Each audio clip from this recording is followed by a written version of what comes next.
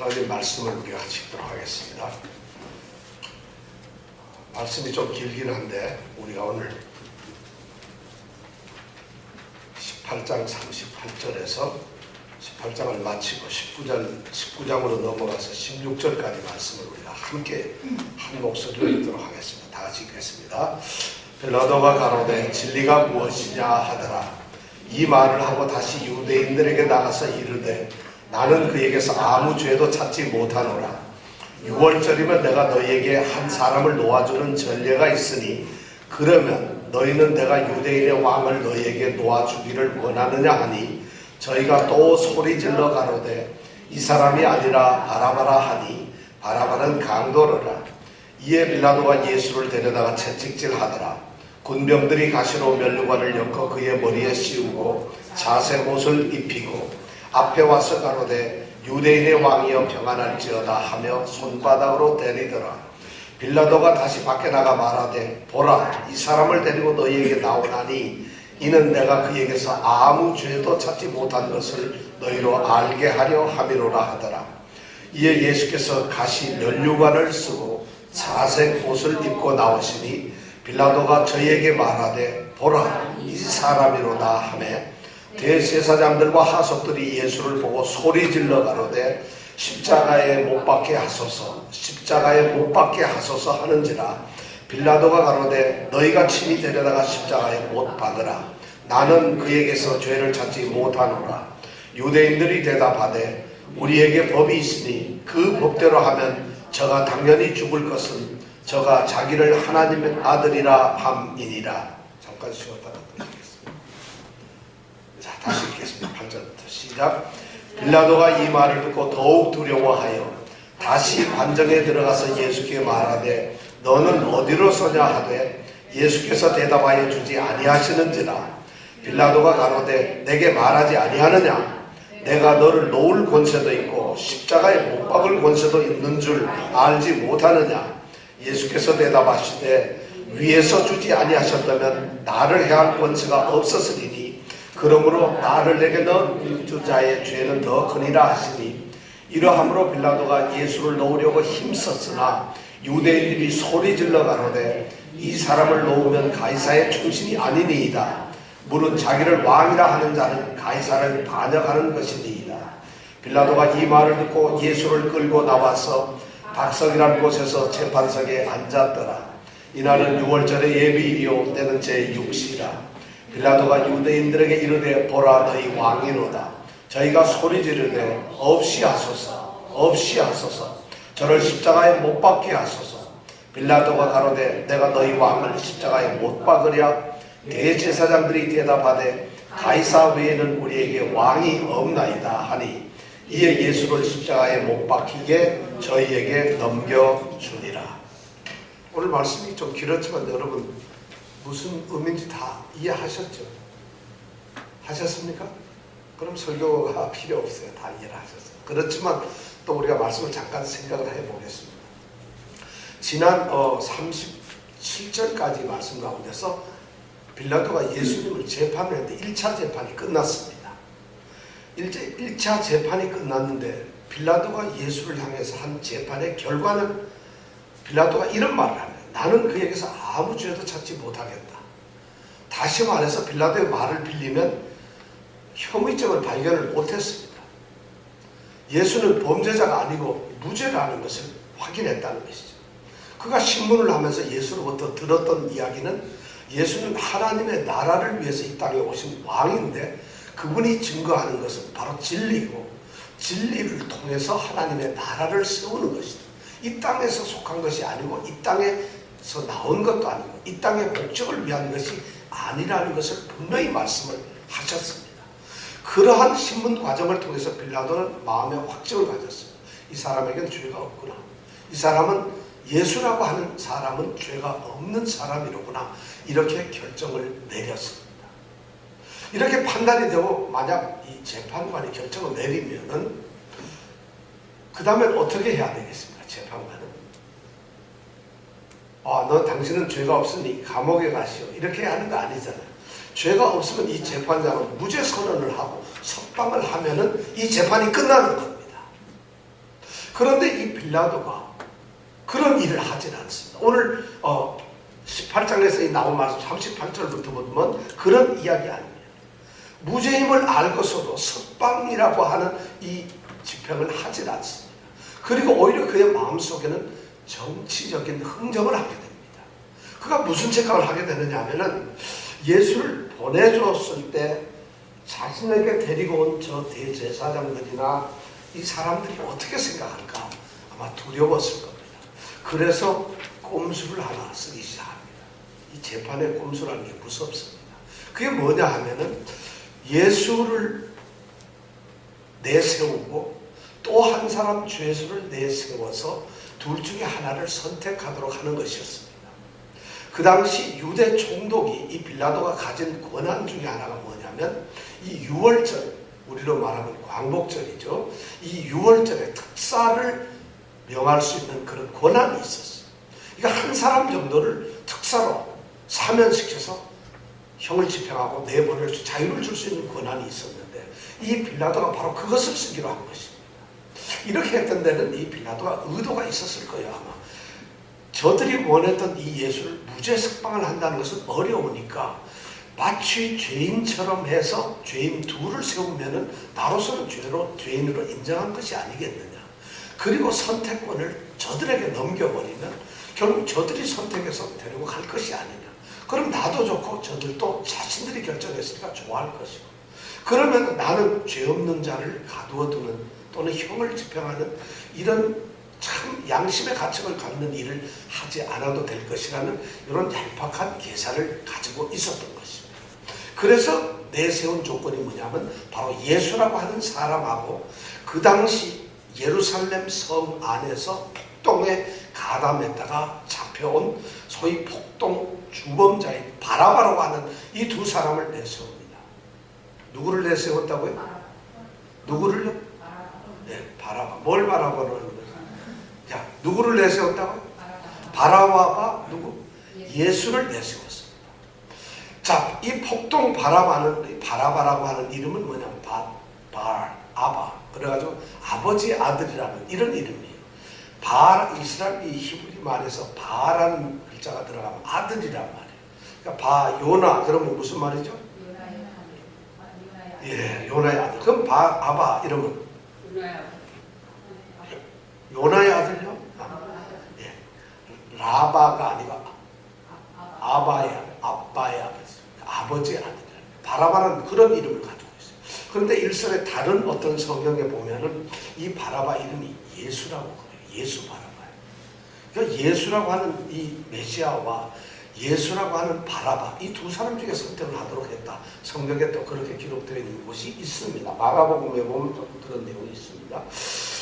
바로 근데 바라바는 폭동 주동자입니다. 로마 정부의 입장에서 보면 테러리스트예요. 로마 정부를 대적해서 혁명을 일으키는 혁명론자입니다.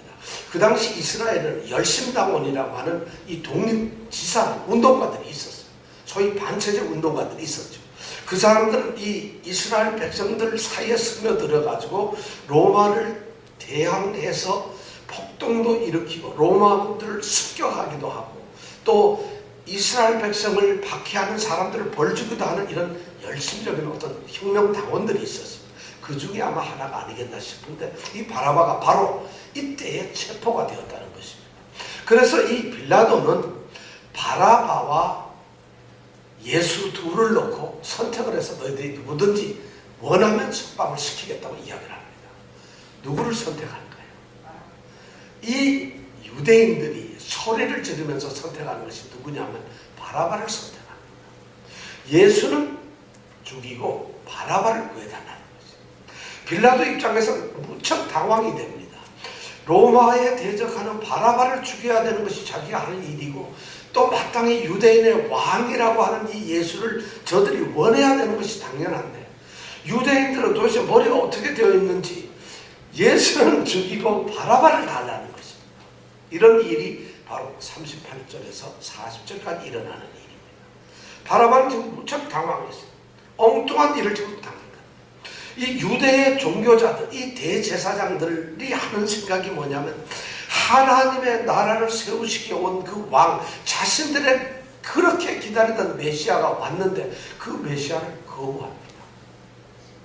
그리고는 그들은 현세적인 욕망, 그들의 정치적인, 종교적인, 그리고 그들의 인간적인 어떤 그 욕망 때문에, 욕심 때문에 그들은 차라리 독립운동하는 로마의 반대로 바라바가 낫지 않느냐, 이렇게 해서 바라바를 선택하게 됩니다. 내용적으로는, 겉으로는 그렇지만 내용적으로 보면 그들은 예수를 죽이려 하는 의도를 가지고 있었어요. 예수를 반드시 제거되어야 할 아주 악질 분자라는 것이죠. 불순분자이고 하나님 앞에 옳지 않은 존재라는 생각을 가졌기 때문에 이런 결과를 내렸습니다. 완전히 빌라도가 뒤통수를 맞았어요. 자기는 무죄인 이 예수를 석방시키려고 했는데, 그래서 그들에게 선택권을 넘겨줬는데 그들은 오히려 빌라도의 그 기대를 저버리고 말았다는 것입니다. 그래서 1차적으로 빌라도가 가졌던 이 석방에 대한 꼼수는 무산되고 말았던 것입니다. 그러니까 이 빌라도로서는 어떻게 할 방법이 없으니까 다시 예수에게로 들어가서 19장 1절서부터 보면 어떤 얘기가 나오냐면 예수를 향해서 채찍질을 하게 됩니다. 이것도 또 하나 꼼수입니다. 예수가 죄가 있었기 때문에 때리는 것이 아니라 예수를 채찍질을 함으로써 유대인들에게 나는 예수가 죄인이었기 때문에 이렇게 형벌을 가했다. 그러니까 당신들이 원하는 대로 형벌을 가했으니까 좀 석방을 시켜도 되지 않겠느냐는 타협을 찾기 위해서 이번에는 채찍질이라고 하는 이 체형을 내리기를 원했습니다. 그래서 채찍질을 하기를 이제 결정을 했죠. 그래서 채찍질을 해버렸어요. 이 로마의 그 당시 법에 보면은 채찍질을 하는 이 체형의 방법이 세 가지가 있습니다. 등급이 있어서 제일 낮은 등급, 중간 등급, 그리고 아주 높은 이런 등급의 세 가지 채찍질을 하는 방법이 있는데, 첫째나 이런 낮은 방법은 그냥 몽둥이나 가벼운 채찍질을 해서 훈방 조치를 합니다. 근데 예수는 지금 그런 조치를 해서는 저 사람들이 들을 것 같지 않아요. 그러면 조금 중범죄에게 하는 또 채찍질이 있어요. 그거는 좀 심하게 매질을 합니다. 그래서 좀 멍도 든 것 같이 보이고 좀 다친 것처럼 보이게 만드는 겁니다. 그런데 그걸 하기에도 저 사람들의 저 살기등등한 것을 무마시킬 방법이 안 되는 걸로 생각을 했어요. 그래서 결정했던 것이 가장 힘든 이 채찍질, 가장 높은 채찍질, 그걸 베르베라티오라고 하는 이 말로 쓰는데 그 채찍질을 하게 됐습니다. 그 채찍질은 어떻게 하는 거냐 하면은 죄수를 옷을 다 벗깁니다. 그리고 말뚝이나 기둥에다가 묶어 놓습니다. 두 손 꼼짝을 못하게 합니다. 여러분들 지금 이 장면을 한번 여러분들이 이런 걸 당한다고 생각해요. 지금 이렇게 편안히 앉아있는 게 아니라 여러분들은 옷을 벗기고 묶였어요. 그리고는 채찍을 들고서 누가 때리냐면 군인들이 때리는데, 이 건장한 군인들이 때려서 때리는 사람이 지칠 때까지 때립니다. 맞는 사람이 지치면 얼마나 좋겠어요. 금방 지쳐버리면 되는데 때리는 사람이 나 이제 못 때리겠어 할 때까지 때립니다. 그렇게 되면은 피투성이가 되고 살점이 튀어나오고 그래서 완전한 상처투성이의 사람이 되고 말입니다. 그런데 이 채찍이 어떻게 생긴 거냐면 그냥 우리 좋아하는 멋있는 채찍이 아니라 채찍 끝에다가는 뼈 조각을 이렇게 묶어 놓습니다. 아니면 납덩이, 날카롭게 납을 갈아서 납덩이를 갖다가 이 채찍 끝에다가 묶어 놓습니다. 그리고는 그 채찍질을 하는 것이 이게 로마의 거예요. 십자가형을 당하는 사람은 반드시 기본적으로 이 체형을 당했다는 것이 채찍질. 바로 예수님이 지금 그러한 채찍질을 이 로마 법정에서 빌라도에 의해서 군인들의 손으로 지금 당하고 있는 것입니다. 그렇게 채찍질을 해서 빌라도는 이렇게 무참하게 예수를 이렇게 처형을 하고 나면은 유대인들이 무죄로 생각하고 아마 석방을 시켜줄 것이라는 타협이 될 것이라고 이렇게 생각을 했습니다. 사실 그것도 또 오산입니다. 예수님은 이렇게 무참하게 맞았기 때문에 결국에는 이 뒤에 사건을 보면 예수님은 너무 지쳐서 지금 뭐 살점이 다 떨어졌겠죠. 우리는 예수님이 십자가 지고 가는데 뭐 별게 아닌 것 같은데 엄청난 거예요. 그러니까 예수님이 오죽하면 사형수가 자신의 매어 달릴 십자가를 지고 가는 그 십자가를 지고 가지 못할 정도가 되었어요. 이건 무슨 뭐 멋있어가지고 누구에게 시키는 게 아닙니다. 예수님에게 어떤 뭐 특혜를 주어서 십자가를 지고 못 지고 가게 하는 게 아니라 도저히 질 수가 없으니까 다른 사람으로 하여금 십자가를 지게 합니다. 그리고 예수님은 십자가에 달려서 놀랍게도 굉장히 빨리 돌아가시고, 정상적으로 사람이 십자가에 달리면 24시간, 48시간을 십자가에서 버티는데 예수님은 성경에 보니까 6시간이 안 돼서 돌아가셨어요. 이미 다 모든 것이 지쳐서 그렇게 돌아가셨어요. 그런데 이 십자가 채찍질을 하는 것이 누구냐? 바로 군인들인데, 오늘 성경 말씀해 보니까 군인들이 이러한 채찍질을 계속해서 예수를 갖다가 완전히 무기력 상태로, 완전히 그런 상태로 만들어 놓은 다음에 그 다음에 그 예수에 대해서 드디어 모욕감을 주기를 시작합니다. 그들이 그렇게 무너진 예수에게 어떤 모욕감을 줬나? 첫 번째 했던 것이 가시관을 씌운다는 것이죠. 왜냐하면 저들이 유대인의 왕이라고 그랬어요. 예수 이 사람도 자기가 진리의 나라의 왕이라고 해요. 빌라도조차도 네가 유대인의 왕이냐? 전부 왕이라고 놀리고 있거든요. 그러니까 군인들은 그 사실을 아니까 이건 왕이 아니라 이건 진짜 다른 거로구나 해서 놀리기 위해서 그에게 가시관을 씌웁니다. 그 가시관이 대추야자 나무라고 해서 가시가 보통 얼마나 긴가 하면 한 30cm 정도 되는 그런 가시관이에요. 그걸 어디다 씌우겠어요? 팔뚝에? 이마 머리에다가 엮어가지고 화관처럼 만들어가지고, 마치 운동 경기에서 우승한 자가 월계관을 받듯이 그걸 갖다 가시관을 머리에 씌웁니다. 여기서 고통도 엄청납니다만 더 의도하는 바는 왕이니까 왕관을 써야 된다는 거죠. 근데 가시가 이렇게 밖으로 향하게끔 이렇게 합니다. 그러면 왕이 관을 딱 쓰면 뭐예요?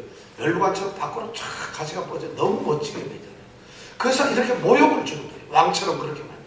그래서 가시관을 씌워놓았어요. 그러니까 마치 빛이 막 발해나가는 그런 가시관을 쓰고, 안으로는 가시에 찔리고 이런 고통을 당하는 가시관을 씌웁니다. 이게 지금 군인들이 하는 얘기입니다. 그 다음에 두 번째는 지금 벗은 상태에서 온몸이 찢긴 그런 몸에다가 자색 옷을 입힙니다. 왜냐하면 로마 황제는 무슨 옷을 입었냐면 자색 옷을 입었습니다. 그게 황제의 옷입니다. 그러니까 이 군인들이 어차피 조롱하고 놀리기로 한 거니까 예수에게 그런 자색, 누더기 자색 옷, 군인들 이 담요 같은 거, 거기서 떨어진 그 자색 옷을 예수에게 덮어 씌워줍니다. 예수는 드디어 영락없는 그런 모습의 왕과 같은, 정말 거지 왕이겠죠. 그런 왕이 되고 말았습니다. 자, 그렇게 하고 나서 이 군인들이 이제 놀리기 시작합니다. 손으로 때립니다. 얼굴에 침을 뱉습니다. 뺨을 때립니다. 그러니까 예수는 지금 무차별로 아무런 대책을 세울 수 없는, 저항할 수 없는 그런 상태에서 맞고 터지고 침 뱉고 그렇게 합니다. 그래서 이제 뭐 눈도 뜰 수 없는 그런 상태에서 겨우 기진맥진한데 이들이 마지막으로 놀리는 게 뭐냐면 그 예수 앞을 지나가면서 유대인의 왕이여 평안하신가 하고 놀립니다. 이게 마치 뭐냐면 로마 황제가 있으면은 로마의 모든 시민들이나 군인들은 그 황제 앞을 지나가면서 우리 열병식 할 때 하고 좀 경례하잖아요. 그럼 로마 사람들 어떻게 했냐면 로마 황제는 어떻게 하냐면 아베 가이사, 아베 가이사 이렇게 불렀어요. 뭐냐면 가이사는 로마의 황제를 가지고 우리가 가는 그 황제 명칭이 가이사입니다. 우리로 말하면 대통령이라는 말이겠죠. 그러니까 아베라는 건 평안하소서, 사랑합니다, 뭐 이런 의미로 썼는데 그렇게 하고 전부 왕에게 이 화로를 했는데 지금 예수를 놀리기 위해서 그들이 하는 말은 유대인의 왕이요 평안하십니까 하고 지금 그렇게 놀리고 있다. 그런데 예수님 손에는 뭐가 들어있냐? 왕이 잡을 수 있는 홀도 잡혀요. 갈대로 된 거. 그 갈대를 잡고서 왕처럼. 그러니까 예수는 지금 도저히 촌출 수 없는 그런 상태에서 모멸감을 느끼고 있다는 것입니다. 지금 빌라도는 그런 예수를 바깥으로 끌고 나갑니다. 왜냐하면 관정에서 이제 유대인들이 볼 수 있도록 그 예수를 끌고 나갑니다. 그리고 대제사장들과 대제사장이 끌고 온 하속들, 종들이 있는 그 앞에서 예수를 내보입니다. 내가 이렇게 너희들이 말하는 이 죄수를 형벌을 가해서 죽게 만들었다. 그러니 내가 이젠 석방을 해도 되지 않겠느냐. 예수는 죄가 없었기 때문인 거죠. 그래서 동정심을 유발하려는 이번에는 체형 전략을 세웠던 겁니다. 그런 무참한 예수님의 모습을 보고 이 빌라도는 예수가 두 번째 다시 죄가 없다는 걸 두 번째 선언합니다. 나는 도대체 그에게서 아무 죄도 찾을 수 없다. 이제 이것은 너희들에게 내가 분명히 밝힌다. 죄가 없다. 빌라도는 죄가 없다고. 왜냐하면 그는 형사상 민사상 아무 죄가 없어. 실제로 사람의 것을 뺏은 적도, 사람을 해한 적도, 사람을 사기친 적도, 사람에게 힘들게 한 적도 아무것도 없어. 남의 물건을 훔친 적도 없어. 예수는 아무 잘못 없어. 오히려 아픈 자를 고쳐주었고 하나님의 말씀을 전했고 보지 못한 자들의 눈을 뜨게 했고 굶주린 자들에게 먹게 해줬고 가족을 잃어 슬퍼하는 자들에게 죽은 자를 살렸고 그것이 예수가 한 일이었는데 빌라도가 보기에는 이 사람은 죄가 없는데 로마의 법으로 따져도 이 사람은 죄가 없는데 그래서 이 빌라도는 무죄로 선언을 하는데 유대인들 같은 동족은 예수를 죽이라고 합니다. 그래서 그들 아주 예수를 죽여달라고 뭐라고 얘기해요? 십자가에 못 박으라. 예수를 십자가에 못 박으라. 그냥 예수를 석방에다 때리는 게 안 된다. 예수를 때려서 그를 할 죄인이 아니라 십자가에 죽여야 돼. 그들이 그들의 목적이었어요. 그들은 예수를 반드시 죽여야 한다는 것이죠. 자, 이렇게 두 번째 전략까지도 허탈하게 그만 끝나고 말았어요. 무죄 석방을 강력하게 이렇게 추진했던 빌라도 재판관이 유대인들의 반대에 부딪혀서 특사 전략도 그리고 이 처벌 전략도 무위로 끝나고 말았어요. 결국 예수는 처방돼 처벌되질 않습니다. 그러니까 너무 이 빌라도가 당황스럽습니다. 그러면서 허탈감에 빠집니다. 도대체 어쩐지 이런 일이 분노가 생깁니다. 어떻게 이방인 총독이 분노가 생기고 허탈감이 생겼어요. 그러니까 이 빌라도가 유대인들에게 뭐라고 합니까? 6절에 보니까 너희가 데려가서 너희 마음대로 십자가에 못 박아라. 나는 모르겠다고 소리해. 너희가 데려가서 십자가에 못 박으면 될 거 아니냐? 나는 도대체 그에게서 죄를 찾지 못하겠다. 세 번째 또 그런 선언을 합니다. 요한복음에서 왜 이것이 강조되고 있을까요? 마태, 마가, 누가의 복음에서는 빌라도의 무죄에 대해서는 별로 이야기를 하지 않습니다. 그런데 요한복음에서는 빌라도가 예수님의 무죄를 갖다가 이렇게 세 번, 네 번 주장하는 것을 의도적으로 기록을 하고 있어요. 왜냐하면 이때는 사실 빌라도는 처형을 하기 위해서 예수님을 범법자로 몰지는 않았어요. 더군다나 예수님은 무죄하다는 것을 요한은 증거하고 항변하고 싶었어요. 예수가 죄 때문에 죽은 것이 아니다. 예수는 결코 죄인으로서 죽은 것이 아니고 죄가 없는 분이라는 것을 나타내려고 했다는 거죠. 자, 그렇게까지 얘기했는데도 이들은 십자가에 못 박으라고 합니다. 그러니까 예수 어떻게 합니까? 요때 이 마가복음이나 마태복음에 보면은 특히 마태복음에 보면 빌라도가 물을 떠다가 손을 씻어버립니다. 그러면서 저들이 저렇게 죄라고 우겨내지만 나는 예수에게서 죄를 찾지 못했으니까 나는 이 문제에 대해서 깨끗하다. 할 일을 다 했다 하는 식으로 손을 씻는다는 장면이 마태복음에는 나옵니다. 자, 그렇게 딱 하니까 그 모습을 보고 있던 이 유대인들이 다시 또 소리를 지릅니다. 7절에 보면 뭐라고 해요? 우리에게 법이 하나 있다. 우리는 법을 가지고 있는데 우리가 가지고 있는 이 법에 보면은 이 법대로 하면 이 사람은 마땅히 죽어야 한다는 것이죠. 우리 법에 따져보면 돼. 왜냐? 우리 법이 뭐냐면 이 사람은 자기를 하나님의 아들이라고 하더라고요. 그러니까 당신의 로마인들이 생각하는 정치적으로 또는 사회적인 법으로 보면 이 사람은 죄가 없을지 모르지만 우리가 가지고 있는 우리의 율법, 우리가 가지고 있는 이 종교법에 의하면 이 사람은 감히 자신을 하나님의 아들이라고 얘기했어요. 이 법은 무조건 죽여야 된다. 레위기에 나온 레위기 24장 16절에 나옵니다. 하나님의 하나님의 이름을 회방하는 자는 반드시 저주를 받아야 된다는 거지. 그런 법을 들고 나와서 죽이려고 하는 거죠.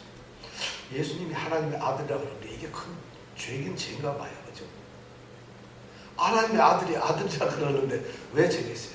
세상에 자기 아버지를 아버지라 못하는 이것이 세상에 어디 있겠어요? 근데 예수님이 지금 그런 걸 당하는 거예요. 근데 성경에 가만히 보면은 사람들이 하나님의 아들이라고 자기 자신을 이야기하는 것이 많이 나옵니다. 실제로. 이스라엘 역사에도 보면 그런 것이 너무 많아요.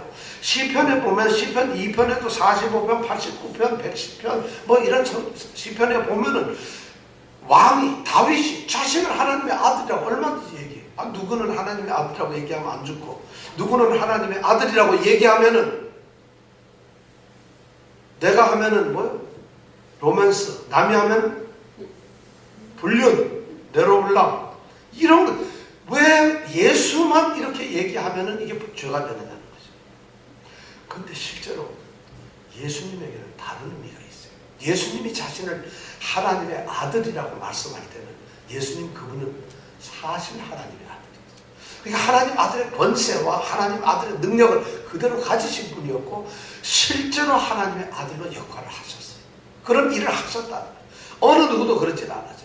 유대인들은 그 사실을 알기 때문에 자신들의 인기보다도 예수가 더 인기였죠. 자신들이 가지고 있는 이 기득권을 예수에 의해서 탈취당할 수가 있다는 두려움이 있었어요. 우려가 생겼어요. 이런 기득권을 뺏겨서는 안 돼. 내가 가지고 있는 이 종교적으로 누리고 있는 특권, 예루살렘에서 성전을 지배하고 있고 그 성전에 들어오는 엄청난 성전세를 자기가 소유할 수 있다. 수많은 사람들이 갖다 바치는 재물들, 양은 먹기가 싫을 정도로 갖다 바치고 이런 것을 어떻게 놓쳐? 그리고 집안 대대로 영원 무궁토록 거하리로다. 이 축복을 어떻게 놓칠 수가 있겠어요? 그러니까 예수를 절대 용납할 수가 없죠.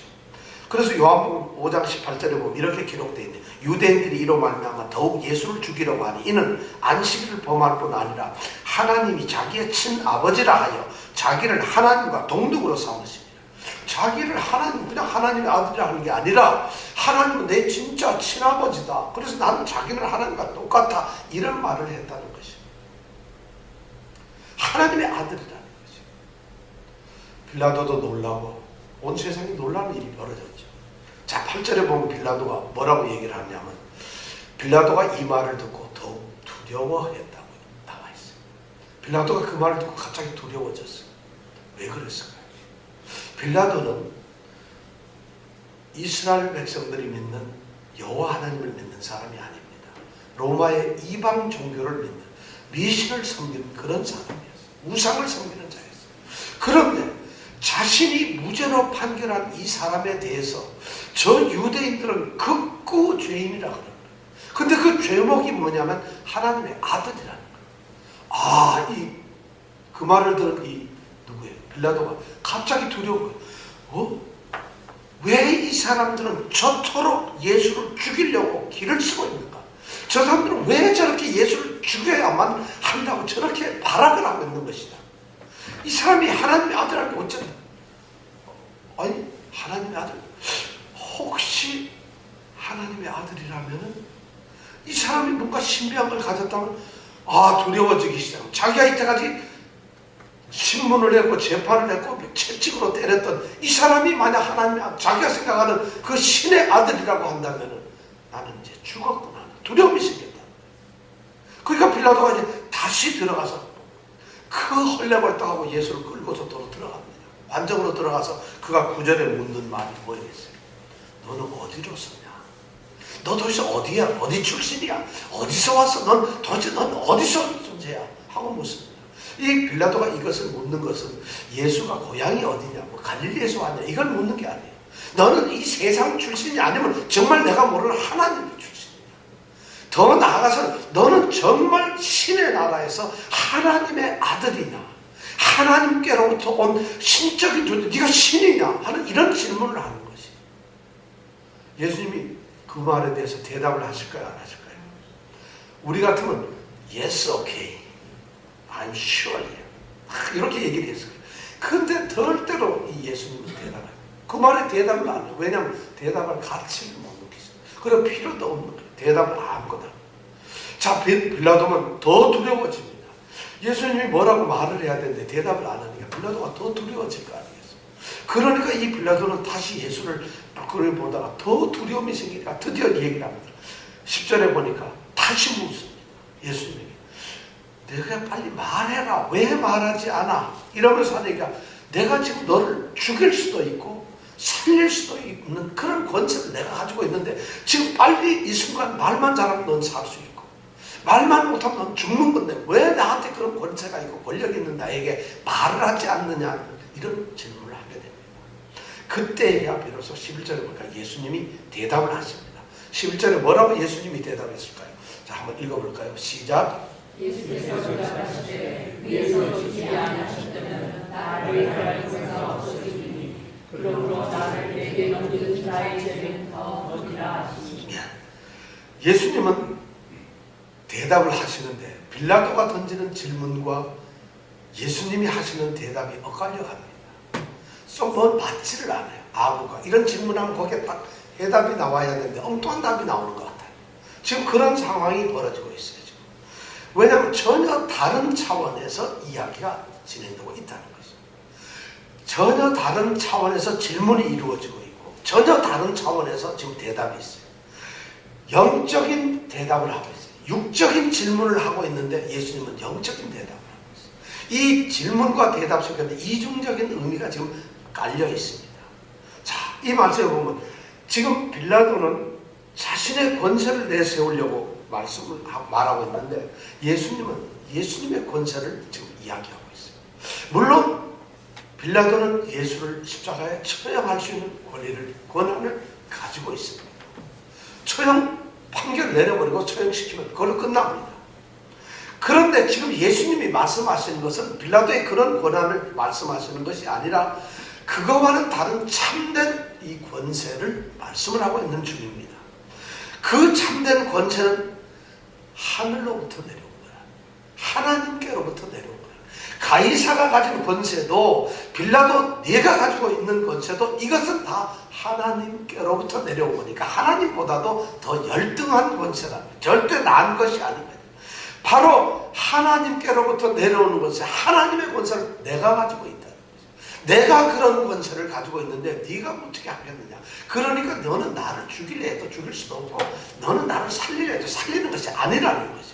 나는 네가 가진 권력보다도 더 위에 있는데 아이 부장님이 뭘 이렇게 이거 해 했는데 이사님이 와서 그거 하지 마 그럼 못하는 거예요. 이런 거란 말이에요. 세상 일이랑 똑같은 거잖아요. 아이 직원이 뭘 안 되는데 사장님이 와서 그거 하지 마 그럼 안 되는 거예요. 그냥 이런 권한을 이 예수님은 가지고 있다. 예수님은 더 큰 참된 권세를 가지고 계신다고 지금 말씀을 하는 거예요. 바로 그것을 하나님께로 오셨던 거예요. 그러니까 하나님께로부터 온 하나님의 아들의 생명을 죽이거나 살리는 권한은 하나님밖에 없다는 거죠. 당신이 할 수 있는 일이 아니라는 걸 예수님 이런 근데 결국엔 예수님이 죽고 말잖아요. 예수님은 그렇게 말씀을 하죠. 그런데 놀라운 것은 지금 예수님이 그런 말씀을 하신 그 말씀 가운데는 어떤 의미가 있느냐. 하나님께서 바로 그런 권세를 빌라도 지금 너에게 주셨다는 거예요. 그래서 빌라도 내가 지금 나를 죽일 수 있는 권세를 가지고 있다는 것이 그런 것을 예수님은 생각을 하고 계세요. 왜냐하면 하나님께서는 하나님이 이 땅을 향해서 가지고 계셨던 이 땅에 죄를 짓고 있는 사람들을 향해서 가지고 있었던 그 사랑의 계획이 있었어요. 그게 뭐냐? 자신의 독생자를 십자가에서 죽이는 것이에요. 그런데 그 십자가에 죽는 그 사건을 갖다가 빌라도라고 하는 사람의 판결을 통해서 십자가에 처형되도록 하나님께서 자신의 뜻을 그렇게 만들어 가시고 있는 그것이 하나님의 뜻입니다. 빌라도는 그것을 몰라요. 예수님만 아세요. 그걸 알고 있는 예수님이 빌라도를 바라볼 때 어떤 마음이 들겠어요? 네가 뭘 알아? 너가 이런 숨어있는 하나님의 뜻을 알아. 그런데 이 빌라도는 말이죠. 역설적으로 그 예수를 살려보려고 무죄라고 석방을 시키려고 석방시킨 것은 결국 하나님의 뜻을 거역하는 것이에요. 그런데 빌라도는 이런 하나님의 신비한 계획과 뜻을 모르니까 우리도 그런 적을 안 해요. 이 자리에 지금 제가 한 3명 정도, 4명 정도는 모를 수도 있어요. 왜냐하면 하나님의 뜻을 모르잖아요. 우리가. 알려고도 하지 않잖아요. 알면 힘들어져요. 그때부터 하나님 뜻대로 해야지 되는데 하나님이 심판을 하시고 사랑을 하시는 이 두 가지를 가지고 계신데 뜻을 알고 나면 두려워지고 차라리 모르고 살면 내 맘대로 하다가 죽어버리면 끝인데 그게 아니거든요. 바로 이 예수님은 하나님의 뜻을 알고 계시면서 하는 말씀입니다. 빌라도는 모르니까 그냥 어떻게 하든지 예수를 한번 무죄니까 살려보려고 합니다. 그게 결국은 하나님의 이 세상을 향한 계획을 받고 있다는 거죠. 얼마나 아이러니인지 모르겠어요. 이런 하나님의 때가 되었고 그 때인 줄 알고 예수님은 이제 영광을 받으시고 들리려고 그 때라는 것을 갖고 있는데 빌라도는 그 때를 모르고 있으니까 막고 있는 것이에요. 결국 하나님께서는 그 악한 빌라도의 손을 빌어서 하나님의 뜻을 이루고 있다. 이것이 오늘 성경에서 말씀하고 있다. 그래서 이런 일이 벌어지고 있다는 거죠. 자, 예수를 석방하려고 했던 이 모든 빌라도의 계획이 물거품되고 수포로 돌아가고 말았어요. 특별히 그렇게 됐던 이유가 바로 13절에 나오는 결정적인 이 유대인들의 말 때문에 그런 문제가 생겼습니다. 13절에 보면 유대인들이 뭐라고 하느냐면 이 사람을 만약 놓아주게 되면 당신은 가이사의 충신이 아니다. 가이사의 사람이 아니라는 것이에요. 자기를 왕이라고 하는 사람을 놓아준다는 것은 이 자기를 왕이라고 하는 사람은 가이사를 반역하는 자가 아니냐. 근데 그를 어떻게 놔줄 수 있느냐. 이 말을 딱 듣고 나서는 빌라도가 두 손을 다 들어버립니다. 빌라도에게는 자신이 가지고 있는 이 권력, 자신이 가지고 있는 이 지위가 눈에 보였습니다. 그것이 생각나는 거예요. 아, 이 유대의 권력자들이, 유대의 이 지도자들이 뒷줄로 로마에 가가지고 황제나 아면 원로원에 가가지고 우리 도시를, 우리나라를 다스리고 있는 이 총독 빌라도는 왕이라고 하는 이 반역 행위를 하는 자를 놓아주더라. 이게 어떻게 가이사의 총독이 될 수 있느냐. 이런 얘기를 해버리면 자기는 꼼짝을 못하거든. 이때 빌라도는 그만, 이거 아니라고. 자신의 이 위치와 자신의 이 권력이 위태로워진 걸 직감했어요. 이건 아니라고. 지금 이렇게까지 갔구나. 그러니까 무죄라고 생각했던 그의 간절함이 한순간에 넘어지고 맙니다. 그러고 나서는 예수님의 재판을 급히 서두르기 시작합니다. 이제 12절부터는 재판이 아주 빨리 시작됩니다. 드디어 이제는 석방을 해봤자 석방이 되지도 않을 거고 아무리 해도 안 되겠구나 하니까 이제 그렇게 완전히 지금 왕의 몰골로 그렇게 막 그냥 온몸에 피투성이가 된 예수를 끌고서 이제 드디어 재판석으로 갑니다.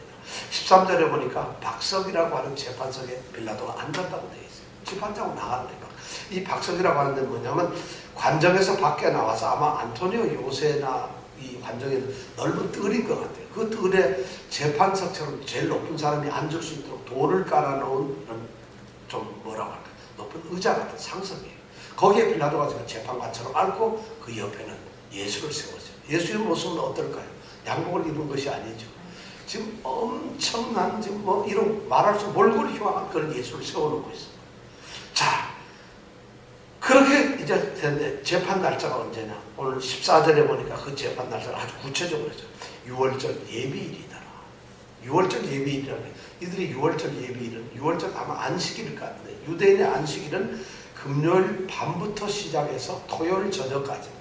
유대인들의 하루 일과는 저녁에 시작합니다. 그래서 저녁 한 6시쯤부터 시작을 해가지고 밤 지나고 그 다음날 낮 지나고 저녁 6시가 되면 하루가 끝납니다. 우리는 하루가 아침부터 시작되죠. 그죠? 그런데 유대인들은 하루의 시작을 굿나잇 이러고 시작합니다. 우리는 어떻게 시작해요? 하루를 굿모닝으로 시작하는데 유대인들의 습성은 우리하고 달라요. 그래서 유대인들 안식일이 토요일인데 안식일을 지킨다는 건 금요일 밤 저녁부터 시작해서 토요일 밤까지. 그러니까 지금 금요일이 되었는데 금요일날 지금 새벽 아침이 되었는데 이 예수를 죽이는 게 바로 이날에 죽여야 돼요. 왜냐하면 안식일에는 그들이 죽일 수가 없어요. 그리고 지금 6월절 절기를 지켜야 되는데 이 시간이 지나면 어떻게 할 방법이 없어요. 그러니까 지금 6월절 예비일이라고 이날에 예수를 속전속결로 죽여야 되는 거예요. 그런데 지금 이 시간이 여기에 보니까 몇시라고 되어 있어요? 제6시라고 되어 있어요. 6시라는 건 우리 시간으로 말하면 9시를 얘기해요. 12시를 얘기해요. 그런데 마가복음에 보면 제3시에 재판을 했다고. 십자가에 못 박았다고 되어 있어요. 그럼 마가복음은 13시인데 여기는 3시인데 여기는 6시라고 되어 있으니까 3시간 차이 나요.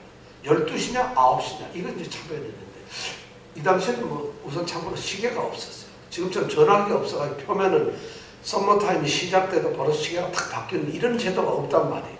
그러니까 이렇게 해를 보고 지금 제3시로구만 이러면 옆에 있는 사람이 아니야 제9시야 이러면 서로 누구 말이 뭐냐. 그러니까 정확하지 않은 거죠. 아마 3시에서 9시 사이 아침 9시에서 12시 그 사이 정도가 되지 않았겠나 싶어요. 그때가 지금 이제 드디어 예수를 재판하는 시점이 되고 예수를 십자가에 못 박는 시점이 되었다는 것입니다. 이 재판이 예수가 체포되고 난 지 12시간이 채 지나지 않았어요. 지난밤에 예수가 겟세마네 동산에서 기도하다가 체포됐잖아요. 잡혀와가지고 밤새 대제사장들한테 빌라도에게 채찍에 맞고 지금 신문 받고 재판에서 밤새 그렇게 끌려다녔어요. 그것도 아마 밤 저녁 식사 최후의 만찬을 제자들하고 설교도 하고 기도도 하고 했으니까 저녁 식사가 늦게 끝났어요.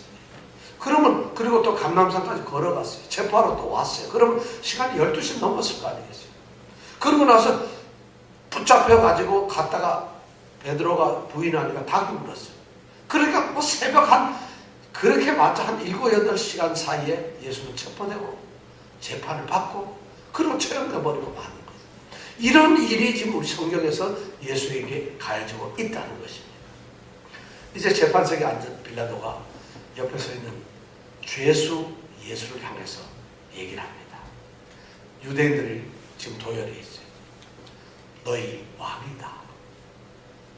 끝까지 이 빌라도는 조롱을 하더라. 예수, 너희 왕이다. 자, 그러니까 이 사람들이 뭐라고 그래요? 유대인들이 또 소리 질러요.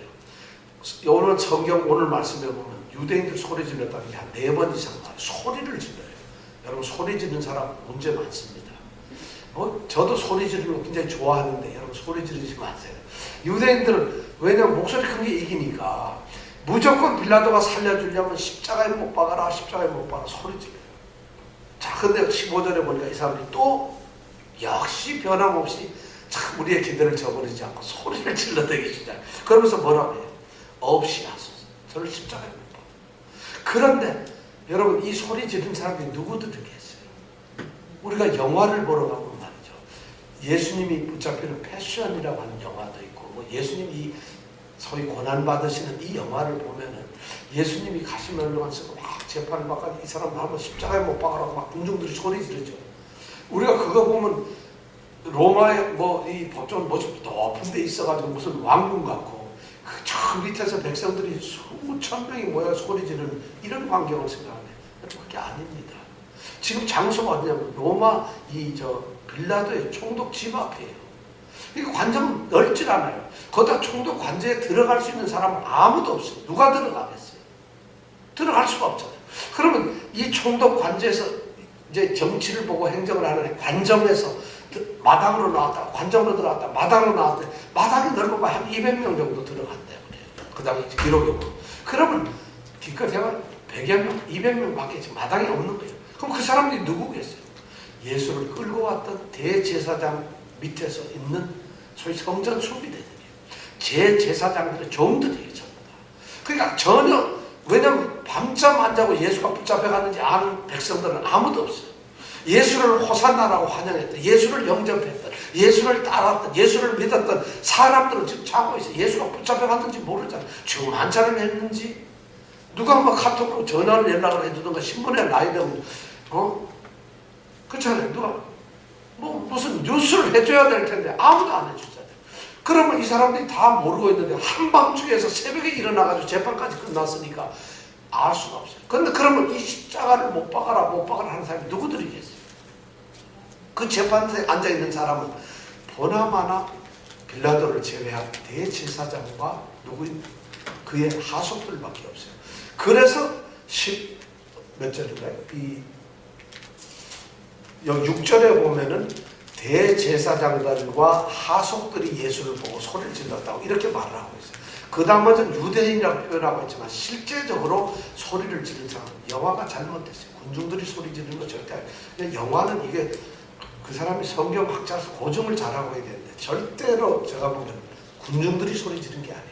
이미 짜고 치는 이 대제사장 일당들이 완전히, 왜냐하면 빌라도 그 총독의 뜰까지 들어갈 수 있는 사람 비표가 있어야지 그 새벽에 누가 들어가겠어요. 이건 불가능합니다. 그러니까 자기네들끼리 나와서 지금 소리를 지르는 거예요. 그러니까 막 죽여야 된다고 이런 얘기를 하는 것이죠. 자, 그렇게 되니까 이 빌라도가 이제는 뭐 재판석에 섰는데 너희 왕이다 그러면 마지막 기대하면서 혹시 석방해 달라고 이럴 줄 알았는데 오히려 그들은 소리를 지르면서 뭐라 그래요? 없이 하소서, 없이. 한 번도 아니야. 없이 하소서 두 번씩이나 얘기해요. 그러면서 십자가에 못 박으라. 마지막 최후로 이제 이 빌라도가 진술을 합니다. 15절에 보니까 내가 너희 왕을 십자가에 못 박아도 되겠느냐? 내가 너희 왕을 십자가에 못 박으라고 판결해도 되겠느냐? 하고 아마 빌라도는 지금 마지막 중요로 이렇게 물었을 거예요. 그때에 대답을 하는 사람이다. 가이사 외에는 우리에게 왕이 없나이다. 누가 그렇게 대답했어요? 15절에 보세요. 가이사 외에는 우리에게 왕이 없나이다. 누가 그렇게 대답해요? 종들이 대답하지 않아요. 대제사장들이 그렇게 대답을 하고 있어요. 대제사장. 우리 성경 말씀 이게 참 요한은 의도적으로 여기 대제사장들이라고 이렇게 쓰고 있어요. 메시아인 예수 그리스도를 왕으로 부정하는 사람들은 바로 종교를 지도하고 있던, 종교를 이끌고 왔던 최고 대제사장. 그들이 메시아를 거부하고 있는 것이죠. 하나님의 나라를 꿈꾸며 하나님 나라의 백성으로 부름을 받았던 이스라엘, 그 이스라엘 백성들을 하나님의 나라로 세워가야 할 대제사장들이 하나님의 나라에서 하나님의 메시아가 이 땅에 온다는 하나님의 언약을 믿고서 백성들에게 그 언약을 가르치며 하나님의 나라가 이루어지기를 간절히 원했던 지도자들이, 이 대제사장들이 자신들 하나님 나라의 유일한 왕이신 하나님을 거역하는 것이죠. 그 하나님을 부정하고 자기들에게는 누가 왕이라고? 우리에게는 가이사 외에는 왕이 없다는 거죠. 우리는 가이사만 왕이라는 거죠. 이제 그들은 하나님이 그들의 왕 되심을 포기하는 것이죠. 이제 그들은 하나님이 그들의 하나님이라는 걸 포기해버리고 말해요. 대제사장들이 마땅히 하나님을 높이고 하나님을 찬양해야 될 사람들이 지금 딴짓을 하고 있다는 거예요. 그것을 거절하고 있다. 그들을 이사야서 26장 13절 이렇게 기록되어 있어요. 여호와 우리 하나님이시여 주 외에 다른 주들이 우리를 관할하여 싸우나 우리는 주만 노래하고 주의 이름을 부르렀습니다. 시편 24편 90절에 10절에 보면 이렇게 돼요. 문들아 너희 문을 들지어다. 영원한 문들아 들릴지어다. 영광의 왕이 들어가시다. 영광의 왕이 누구시냐? 만군의 여호와께서 곧 우리의 영광의 왕이시다. 그들이 그렇게 찬양하고 왕으로 불렀던 지금 예수는 그냥 무참하게 포기되고 있어요. 그들은 지금 예수 대신 가야바가 왕이라고 얘기를 합니다. 세상이 왕이라고 합니다. 세상의 권력이 자신들의 왕이라고 생각합니다. 세상이 주고 있는 것이 자기들의 왕이라고 합니다. 비록 빌라도는 그들 대제사장에게 물었습니다. 너희들이 예수를 원하느냐 바라바를 원하느냐. 그런데 이 대제사장들은 거꾸로 빌라도에게 묻습니다. 당신은 가이사를 원하시오 예수를 원하시오? 이런 질문이 지금 오고 가고 있다는 겁니다. 지금 빌라도나 이 대제사장이나 그들 모두가 선택해야 될 것은 예수 그리스도예요. 딱 예수 그분을 선택해야 될 절체절명의 시기에 그들은 바라바를 선택했고 가이사를 선택하고 맙니다. 이스라엘은 드디어 자신들의 메시아 소망을 포기해버립니다. 이제 그리스도 메시아가 이 땅에 오신다는 그 갈망, 수천 년에 거쳐서 조상대대로 가지고 있었던 그들의 메시아 사상을 버려버립니다. 오늘날 유대인들은 예수를 인정하지 않습니다. 유대족에서 그렇게 하죠. 왜냐하면 그들은 또 다른 메시아를 기다리고 있습니다. 그분이 메시아가 아니라고 하는 것이죠. 빌라도는 똑같이 세상의 구세주를 이 시간 거부하고 맙니다. 결국 예수님은 정말 참담한 모습으로 십자가에 넘겨지게 됩니다. 16절에 보니까 이에 예수를 십자가에 못 박혀 저에게 넘겨주었다고 합니다. 혹독한 채찍질로 인해서 참담하게 찢겨진 상처난 그런 육신의 고통을 짊어진 채로 예수는 자기가 말씀으로 지었던 그 피조물 인간에게 자신이 선택한 그 백성 대제사장들에게 자신을 따르던 사랑하던 그 제자들의 손에 의해서 배신당하고 그 참담함을 가지고 그는 그것을 짊어진 채 십자가에 넘겨지게 됩니다. 뿐만 아니라 왕이라는 이름을 가지고 마치 광대처럼 놀잇감처럼 놀이개처럼 지금 조롱을 받고 박대를 받고 멸시를 당하고 수치를 당하고 굴욕을 받으면서 그렇게 모습으로 예수는 십자가에 넘겨지게 됩니다. 그분은 죄가 없어요. 그분은 아무것도 없지만 결국 백성들의 손, 그들의 무지와 그들의 생각 때문에 예수는 죽게 됩니다. 우리는 이 장면을 보면서 우리의 삶의 현장에서 매일매일 우리는 도전과 질문을 받습니다. 선택을 해야 될 것을 받고 있어요. 우리는 우리의 삶에서 선택을 해야만 하는 그런 삶을 살고 있습니다. 예배 시간에 나와서도 우리는 선택을 해야 됩니다. 예배 시간에 내가 어떻게 보낼 거냐, 내가 예수를 믿으면 믿는 것도 어떻게 믿을 거냐, 우리는 늘 선택을 받고 있어요. 지금 오늘 이 말씀 같은 가장 우리는 예수라고 하는 그리스도, 그분을 왕으로 선택할 것이냐, 가이사를 우리의 왕으로 선택할 것이냐, 이것이 우리의 삶에서 늘 도전되고 질문이 되고 있어요. 이 질문이 없이 살아간다는 것은 그건 불가능합니다. 여러분들 신앙생활하는 것이 그겁니다. 신앙생활할 때 예수님이 나의 주인이신가, 가이사가 나의 주인, 세상이 나의 주인인가, 예수 그분이 나의 주인이신가, 이런 질문을 우리가 받게 되는 거예요. 자, 이 질문을 우리가 들을 때마다 가이사는 나에게 모든 것이 줄 수 있을 것 같아요. 가이사는 뭔가 권력을 가지고 있어요. 가이사는 나에게 채워줄 수 있어요. 가이사는 나에게 가까이 있어요. 가이사는 나를 평안하게 할 수 있어요. 가이사는 나를 행복하게 해줄 수 있을 것 같아요. 유대인들처럼, 제사장들처럼 그렇게 선택할 수 있어요. 그리고 그분은 아무것도 줄 수 없을 것 같아요. 그런데 가이사는 거기까지, 가이사가 줄 수 있는 거기까지, 그가 줄 수 없는 것이 있다는 것이. 그렇다면 우리의 선택은 무엇이어야 돼요? 우리가 어떻게 선택을 해야 돼요? 우리는 무엇을 위해서 우리가 선택을 해야 됩니까? 우리는 누구를 선택해야 합니까? 아니, 다시 질문합니다. 우리는 무엇 때문에 우리 선택이 강요되고 있습니까? 여러분들은 무엇 때문에 여러분 선택을 가이사라고 해야 되나요? 아무렇지도 않게 우리가 그렇게 가고 있어요. 오늘 이 재판을 통해서 우리에게 들려주는 메시지는 그겁니다. 오늘 이 세상에서 가이사를 선택하는 교회들이 있습니다. 가이사를 선택하는 성도들이 있어요. 예수 그분은 자신의 땅에서 포기되고 있고 버림받았어요. 자신의 백성들에게 버림을 받았어요. 예수 그분은 오늘날 교회 안에서도 버림을 받고 있고, 교회 안에서조차 그분은 포기당하고 있어요. 교회가 가이사를 원하고 있어요. 가이사 외에는 우리에게 왕이 없나이다. 오늘 우리가 이 말씀을 들으면서 여러분들은 누굴 선택하십니까? 이 말씀이 우리에게 오늘 진리가 되어서 나오길 원합니다. 여러분의 선택이 중요한 시기. 우리는 예수를 선택하신 분들입니다. 예수 선택의 이 행복을 누리는 성도들이 되시길 바랍니다. 기도하겠습니다.